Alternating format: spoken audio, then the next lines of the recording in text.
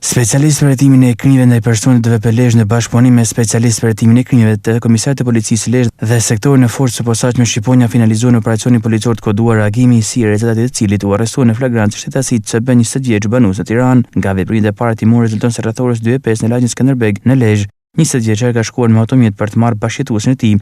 Në këtë moment kanë dalë familjarët e saj dhe për motive që lidhen me marrëdhënia familjare, ai dyshohet se ka përplasur me automjet nënën e bashkëjetueses, shtetasin K 43 vjeçare duke i shkaktuar dëmtime trupore dhe pas është larguar nga vendi i ngjarjes. Si rezultati i reagimit të shpejtë dhe veprimeve intensive të policisë në kuadër të operacionit policor të koduar reagimi u lokalizua u kapdovun në pranga shtetasit CB 20 vjeç për veprim penale. Vrasja për shkak të marrëdhënieve familjare mbetur në tentativë, e dëmtuara u transportuar në spitalin e Tramës në Tiranë, ku vjen në kujdesin e mjekëve. Në cilësinë e provës materiale u sekuestrua automjeti i përdorur në ngjarje.